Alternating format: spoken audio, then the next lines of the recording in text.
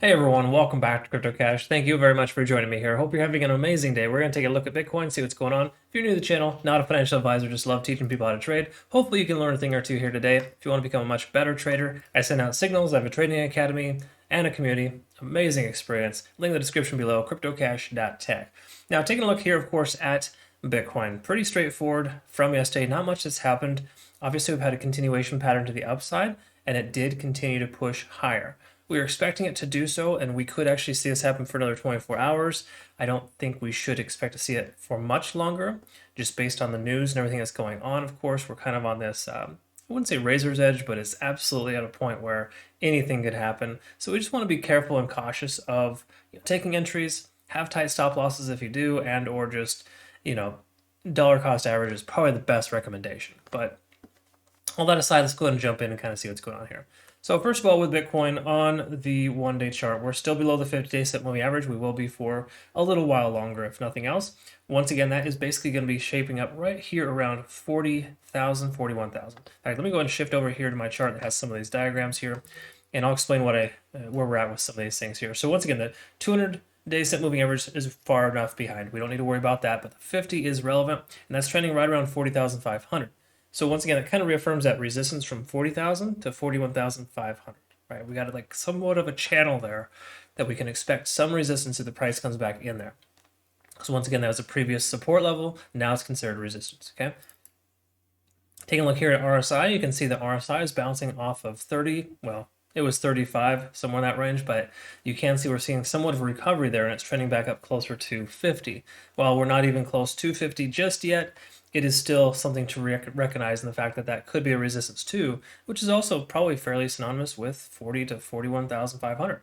So again, at this point, until we can break, I would say 41,500 and or preferably end the 50-day SMA on the one-day chart, I'm not going to feel very confident in the Bitcoin being back on track, right? So once more at this point, not to say the sky's going to fall. It's not terrible. It's just that we don't have this extreme confidence that we were looking for from Bitcoin right now. Okay. So try not to get super excited with just a day and a half of recovery. We're still not there yet. But again, not dire straits by any means either. It's still just not looking fantastic on the macro there in that sense. And big picture, we're still struggling. And what I mean by that is if we look at the 4-hour chart, yes, we did kind of break free from this type of expanding wedge pattern that was descending. But regardless of that fact, you can still see that we're not making higher highs and higher lows yet. True, we are making higher lows. Correction, I misspoke. We are making higher lows. You can see that here. Higher low and higher low here, right? It's definitely higher than this previous. But the higher highs are probably more important at this point because once again, we got this resistance level right around 39,400 or rough estimate 39.2. You could just say 39,000 as a pretty strong sentiment there because you could see the price came up here and got rejected quite significantly here recently. So just bear in mind 39,000 and some change is essentially a major resistance level. And until we can break above and just say on the one-day chart, more specifically, close above just say 39,500 as a round number, then we're still going to be making, lower highs. And that's not ideal, that's not advantageous, and that doesn't necessarily work to kind of break this pattern. So to break the pattern, we need to print some higher highs, not necessarily higher lows. Okay. So again, not terrible, but not great either. But again, still a little early, right? It's only tried twice in the last 8 hours. So it's not terrible, of course. It could still very well continue. So just bear that in mind. We're also getting kind of tentatively rejected at 50 on the RSI, excuse me, which is reflected of, once again, that price point about 39,000, okay? So 39,000 slash 39,400, right in that 39 to 39.5 range is essentially a resistance channel. We got to kind of respect that. And that's actually coinciding very close here with these moving averages too. Okay, the 50-day SMA and the 200 are working their way down, and we can see those might potentially be resistances too. So that, there is a couple of scenarios that could fold out here, of course. The primary one, more likely based on the overall data we've seen so far, is the simple fact that the price is going to come up and get rejected at 39.5 as a rough estimate and continue to progress lower and or consolidate at that price point until it can eventually build enough volume and break above. All right. For right now, though, honestly, it's not looking fantastic. Yes, we had a MACD convergence here recently, and that's all well and good. We have this nice little continuation pattern. It very well could continue. It's just, once again, we need a little bit more time at that price point to see. If we can break above and stay above, once again, 39,000, 39,500, in that range, we're going to be in much better shape. But 39 right now at this point is working as a resistance, and we got to kind of be aware of that, okay? So again, that's kind of where we're at here for the 4 hour. One last thing here, take a look at TD sequential. We're up to a 7. And usually when you're at a 7 going into a resistance channel, it's not going to work out the first time. And what I mean by that is just that, we've had 7 4-hour candlesticks that are higher than the previous.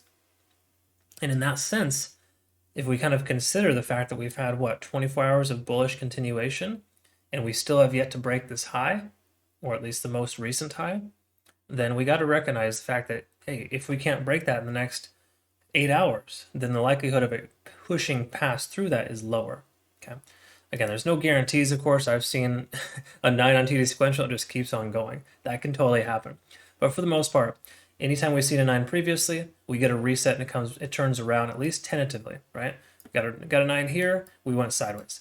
We got a 9 here, it came back up, but still continued to work its way down into this little descending type of expanding wedge. Now, keep in mind, too, positive sign here is the fact that we broke through this little pattern here, right? So if you look at this pattern, of course, this descending type of pattern that's happened for the last, how many days is that? It's about 6 trading days. It broke free from that. So this could very well be what we need to get some sideways action and to increase the price from here, right? Again, we don't want to celebrate that just yet because the other stuff is telling us that we're slightly overextended. And we also have major resistances above the price point right now. And if you pull up the volume, you'll see there's a good volume profile presently right at the current price point, right around 38.2. So we do have a tentative support there as well. So again, we kind of got this conflicting information, good and bad, kind of telling us that the midterm, it could go either way. In other words, the likelihood of it going sideways and or retracing is higher than it is to go up, but we do have a nice support channel there based on volume. But again, we got a lot of resistance above us too, okay? So again, a lot of little things to kind of read into, but big picture, I would say we're fairly neutral on the midterm there for the 4 hour, and we shouldn't expect, I wouldn't say it to come back down per se, but I wouldn't expect it to go up much further anytime soon. We need a little bit more consolidation. So if you see what happened here, during this time frame, that nice 4 to 10 hours worth of just sideways action gave it enough momentum to be able to leg up again, right? Or give enough time to relax and recover and then increase. If we have that same thing happen here as well, pushing into a nice key level resistance, we could very well see the price push through that resistance based on a nice consolidation. So I like the fact that we see a pullback right now, and that's actually probably pretty healthy, okay? So looking at the Ichimoku cloud, it is telling us that we could and should want to keep our long position open because we did actually break through the clouds sometime last night. Looks like right around midnight my time, we broke through the clouds. So I was sleeping there. That would have been a good buy signal to consider going long, at least on the short term here, because that could have been a nice 2 to 2.5% play. Now, obviously, depending on your circumstances, you may want to consider either dollar cost averaging on the way down, if it were to come back down, which it does kind of look like it wants to, and or keep your long position open, but be aware of the fact that this lagging span is coming soon to intersect with the price action if the price comes any lower and breaks this trend line. So if we get a price break below 38,000, then you'd want to probably consider closing your position, or just say 38,200 because that was a previous resistance, right? Because if you look here, it had spent a lot of time right there at 38.2 and couldn't break below, and that became a resistance here recently too. So if you can see this, nice strong support, and then this came up, nice strong resistance, and once again we broke through the cloud and the price came back up. Okay, that's a very natural thing. That's why the cloud is very helpful. It kind of helps you understand, in an easy sense of the imagination, that there's good strong support levels, and if you break through that resistance, which we had at 38.2, then it kind of continued upwards. So hypothetically, in that same sentiment, we should experience 38,200 as a potential support level. Okay. So if we're to keep coming down, we might expect that, once again, if we break below 38,200, I would consider taking, trimming your position, or, I wouldn't say necessarily closing your positions, but there's a likelihood if it continues back below that, then we're in a position where it could very well come down further. Okay, so that's just kind of how that looks. That's what that's looking like here for now. It's not terrible. Don't get me wrong, the 1 hour does look good. We are making higher highs and higher lows in that sense. So that could signal a turnaround in the 4 hour. But it's a little premature here. Once again, we're overextending the 4 hour chart, at least getting close to it, right? We've maybe got 8 more hours worth of continuation of the upside.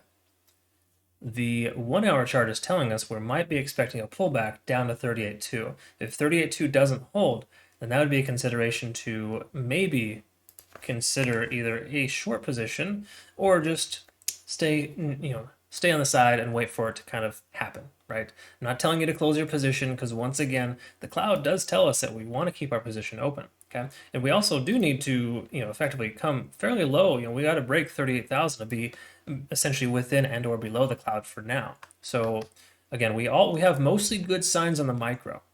That should translate to decent, a good transitionary, 4 hour time frame, and that will translate also into the 1 day. But it's a little too premature here. We need to get a 1 day close, up above 39.5. I'd feel much more comfortable with that. I doubt we're going to see that today based on the news and everything that's going on right now.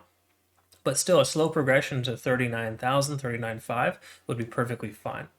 So I think today we're probably going to experience some sideways action. I would expect a pullback down to 38.2 and to possibly consolidate there and then to leg up again. That would be optimal.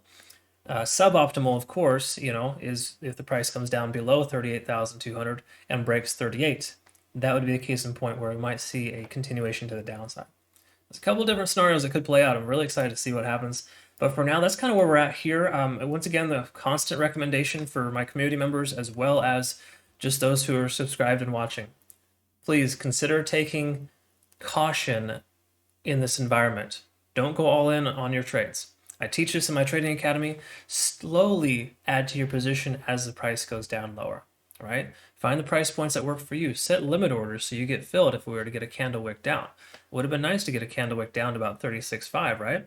And had you set that target, so to speak, that's one of my DCA targets for my community anyways, I would recommend just setting some limit orders, even if they're kind of outrageous. You never truly know what'll happen. But the key takeaway here is to use small amounts to dollar cost average, right? So try to think about it this way. Like if you're going to continue to invest, instead of investing one time per year, right? A very large investment at a lower price point, what you think is the lowest, it's much better in average, just statistically speaking, if you look at traditional dollar cost averaging, if you invest 52 times a year, once a week, you're much better off at lowering that average. Because you think about this, Bitcoin has decreased in price or in value from its highest point till now, 46.7%. So had you been dollar cost averaging this whole time, you'd have a much better average versus just trying to buy once here at this price point, and if the price continues to go down, you'd be kind of missing out. Okay, so just try not to put all your eggs in one basket. It's proven that dollar cost averaging does work, and I think it's important to acknowledge and to utilize that in your trading here, especially with Bitcoin and or other altcoins too. Same thing goes with altcoins as well. You want a dollar cost average as much as possible. Try not to put everything in one basket and stick to the coins that are going to be sticking around for a while. They have good fundamentals. Some of those really low, inexpensive ones are not necessarily the best call. Again, every situation is different. Do your own research by all means, but just generally speaking, as a trader, you want to be cautious and careful and make sure that you respect certain things. So once again, 38,200 is a key level support here. We're going to see if that can hold. If that holds, we get a nice consolidation effort close to that price point. We should expect a leg up from there to try to test 39/39,500. I look forward to seeing the next video. Thanks again for joining me here. If you're not currently a community member, CryptoCache.tech is the website. Consider joining. I do look forward to working with you. Have yourself a great rest of your day. We'll see you in the next one.